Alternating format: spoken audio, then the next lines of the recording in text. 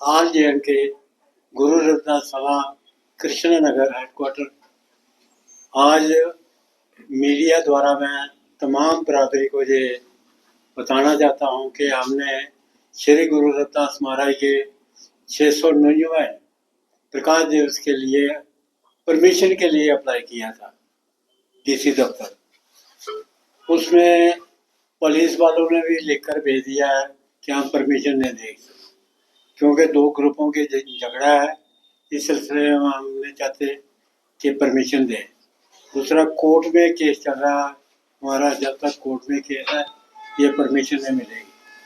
आज हम डीसी दफ्तर में गए थे तो उन्होंने भी यही कहा कि हम दोनों को कोई परमिशन नहीं देंगे, कोई परमिशन नहीं, कोई यात्रा नहीं निकाल सकता, कोई फंक्शन नहीं कर। तो मेरी ये तमाम बरादरी से अपील है कि सोच समझ कर आए, क्योंकि यहाँ पर कल को अगर कोई गलती से जबरदस्ती अपनी यात्रा निकालता है तो उसमें से किसी को मिस हैपनिंग हो जाएगी, कोई बात हो जाएगी, तो जिम्मेवारी उनकी होगी जिन्होंने यात्रा निकाली है। तो पहले आप सोच लें कि आना है या नहीं आना है। तो हम ये गवर्नमेंट के ये ऑर्डर पर हम उनका शुक्रिया अदा करते हैं कि उन्होंने दो ग्रुपों के झगड़े को मिटाने के लिए ये काम किया कि कोई भी नहीं यात्रा निकालेगा, ना ही कोई वो जन्मदिन करेगा। तो हमारी यही रिक्वेस्ट है कि पहले तो हमने दूसरी पार्टी को ये भी बोला था कि हम बैठकर अपना जो भी गिले शिकवे बैठकर निपटाते हैं, एक दूसरे से सुलह करके जॉइंट एक फंक्शन कर लेते हैं, पर वो माने नहीं है। एडिशनल डीसी ने भी हमारे से मीटिंग ली थी दोनों ग्रुपों से, पर दूसरे ग्रुप को उन्होंने बोला भाई आप बैठ के इनके साथ समझौता कर लो और इकट्ठी यात्रा निकालो, पर उन्होंने नहीं माने। और हमारा एक आदमी उसने भी यही कहा था भाई दो आदमी इनके दो आपके बैठकर एक समझौता करो, जिससे ताकि यात्रा भी निकल जाए, गुरु महाराज का जन्मदिन भी हो जाए। पर दूसरा ग्रुप अड़ा हुआ है, वो नहीं मानता, वो पता नहीं क्या बात है, क्या उसको उनको वो जिद करके बैठे हैं कि हमने नहीं इकट्ठी यात्रा नहीं निकालनी है, अलग निकालनी है। हालांकि परमिशन किसी के पास नहीं है, ना गवर्नमेंट ने परमिशन दी है और ना वो देगी। तो इसलिए हम तमाम अपने बरादरी से यही अपील करते हैं, सोच समझ कर आए, क्योंकि यहाँ पर कोई गड़बड़ हो गई तो वो जिम्मेवारी आने वाले के भी होगी, पर वो क्यों आ रहा है, तो जो निकाल रहा है यात्रा उसकी भी होगी। अब आपकी तरफ से जन्मदिन नहीं मनाया जाएगा? नहीं, हम तो 30 को मनाएंगे। 30 को तो जब कोशिश करेंगे कि हमारी यात्रा भी निकले और जन्मदिन भी हम मनाएंगे। सर अभी आपने बोला कि उन्होंने परमिशन नहीं दी, परमिशन तो नहीं दी है, फिर आप जा सकते कैसे निकालोगे? फिर हम जाएंगे। आज तो गए थे आप 30 साल के बाद, फिर जाएंगे एक दो दिन के बाद।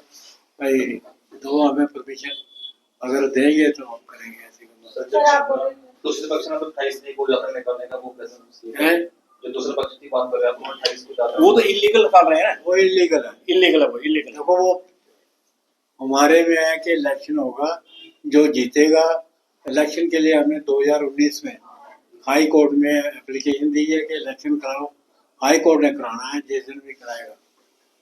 तो उन्होंने अभी तक हाई कोर्ट ने ये स्टेटस को बाहर रखा हमारे लिए, तो ये जबरदस्ती ताले तोड़कर अंदर आए हैं, तो जबरदस्ती यानी और लोगों को मिसगाइड कर रहे हैं कि हम ये निकालेंगे, पता निकालनी है नहीं निकालनी, मिसगाइड तो कर रहे हैं ये लोग। देखो उनको भी परमिशन नहीं दी, नहीं आपको दी, दोनों को नहीं दी।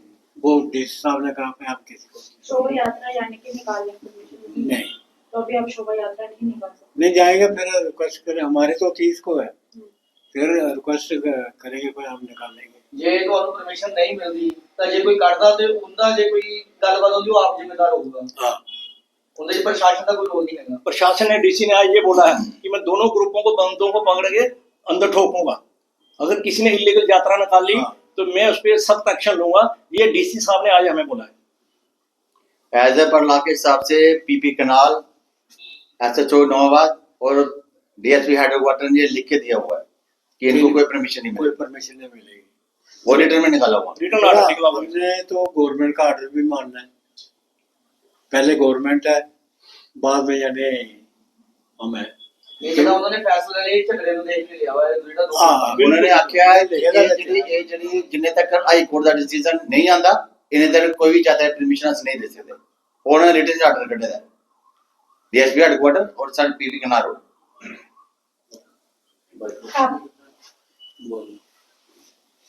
ਆਏ ਹੋਏ ਸਾਰੇ ਮੀਡੀਆ ਦੀ ਮੇਰੀ ਤਰਫ ਤੋਂ ਨਮਸਤੇ। ਮੈਂ ਸਾਰੇ ਹੀ ਸੰਗਤ ਦੀ ਹੱਥ ਜੋੜੀਏ ਇੱਕ ਬੇਨਤੀ ਕਰਨਾ ਚਾਹਨਾ ਕਿ ਐਡਮਿਨਿਸਟ੍ਰੇਸ਼ਨ ਨੇ ਦੋਨੇ ਗਰੁੱਪਾਂ ਦੀ ਸ਼ੋਭਾ ਯਾਤਰਾ ਦੀ ਪਰਮਿਸ਼ਨ ਅੱਜ ਤੱਕ ਨਹੀਂ ਦਿੱਤੀ ਦੀ। ਅੱਜ ਜੇ ਗੁਰੂ ਰਵਿਦਾਸ ਸਾਹਿਬ ਪੀਰਾਂ ਦਿੱਤਾ ਦੀ ਕਿਆਦਤ ਦੇ ਵਿੱਚ 30 ਤਰੀਕ ਲਈ ਜਿਹੜੀ ਸ਼ੋਭਾ ਯਾਤਰਾ ਨਿਕਲਣੀ ਹੈ ਉਹ ਇਹ ਆਪਣੀ ਜਗ੍ਹਾ ਸਟੈਂਡ ਹੈ, ਕਿਉਂਕਿ ਡੀਸੀ ਸਾਹਿਬ ਨੇ ਆਖਿਆ ਕਿ ਜਨਾਬ ਵੇਟ ਕਰਨ ਪਰਮਿਸ਼ਨ, ਇੱਕ ਪਰਮਿਸ਼ਨ ਦੇਣ ਲਈ ਐਡੀਸ਼ਨ ਡੀਸੀ ਨੇ ਸਾਡੇ ਨਾਲ ਪ੍ਰੋਮਿਸ ਕੀਤਾ ਦਾ ਕਿ ਦੋਨੇ ਗਰੁੱਪਾਂ 'ਚ ਇੱਕ ਬੰਦੇ ਦੀ ਪਰਮਿਸ਼ਨ ਦਿੱਤੀ ਜਾਏਗੀ। ਜਦ ਤੱਕ ਇਹ ਮੌਜੂਦਾ ਜਿਹੜੇ ਇਲੀਗਲ ਕਮੇਟੀ ਬਣਾਈ ਹੈ, ਜਿਹੜੇ ਲੋਕ ਅੰਦਰ ਬੈਠੇ ਦੇ ਨੇ, ਗੌਰਮੈਂਟ ਨੇ ਇਹਨਾਂ ਦੀ ਕੋਈ ਪਰਮਿਸ਼ਨ ਨਹੀਂ ਦਿੱਤੀ ਦੀ। ਮੈਂ ਲਿਹਾਜ਼ਾ ਹੱਥ ਜੋੜੀਏ ਸੰਗਤ ਅੱਗੇ ਬੇਨਤੀ ਕਰਨਾ ਚਾਹਨਾ ਕਿ ਹਾਲਾਤ ਦੇ ਮੱਦੇਨਜ਼ਰ ਦੇਖਦੇ ਹੋਏ ਕਿ ਕੋਈ ਜਾਨੀ ਨੁਕਸਾਨ ਨਹੀਂ ਹੋਵੇ, ਕੋਈ ਵੀ ਜਾਨੀ ਨੁਕਸਾਨ ਨਹੀਂ ਹੋਵੇ, ਸੰਗਤ ਸੋਚ ਸਮਝੀ ਆਵੇ। ਮੇਰੀ ਹੱਥ ਜੋੜੀ ਬੇਨਤੀ ਹੈ, ਖੁਦਾ ਨਾ ਖਾਲਸਾ ਅਗਰ ਕਿਸੇ ਦੀ ਜਾਨੀ ਨੁਕਸਾਨ ਹੋਇਆ ਉਹਦਾ ਜ਼ਿੰਮੇਵਾਰ ਇੰਜੀਨੀਅਰ ਆਰਸੀ ਪਸੀਨ ਹੋ। मैं दोबारा रिपीट करना चाहना कि ओरा जिम्मेदार ये आरसी पसीन होग जिन्हें इलीगल ताले तोड़िए अंदर बढ़िए कब्जा किया। मैं सारी ही संगत के हाथ जोड़ी विनती करना 30 तरीक ज्यादा तो ज्यादा तादाद के लोग उत्थे इकट्ठे हुए उस मंदिर के उपर जेडे लोग अंदर बैठे दे ने उन्हें अस बाहर कढ़िए।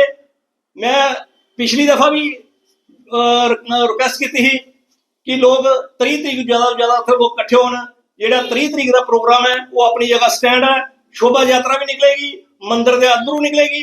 1 ਤਰੀਕ ਫਰਵਰੀ ਵਾਲਾ ਜਿਹੜਾ ਪ੍ਰੋਗਰਾਮ ਹੈ ਉਹ ਵੀ ਬੜੀ ਧੂਮਧਾਮ ਨਾਲ ਮਨਾਇਆ ਜਾਏਗਾ ਔਰ ਇਹ ਜਿਹੜੇ ਲੋਕ ਉੱਥੇ ਬੈਠੇ ਨੇ ਇਹਨਾਂ ਦੀ ਨਠਾਇਆ ਵੀ ਜਾਏਗਾ।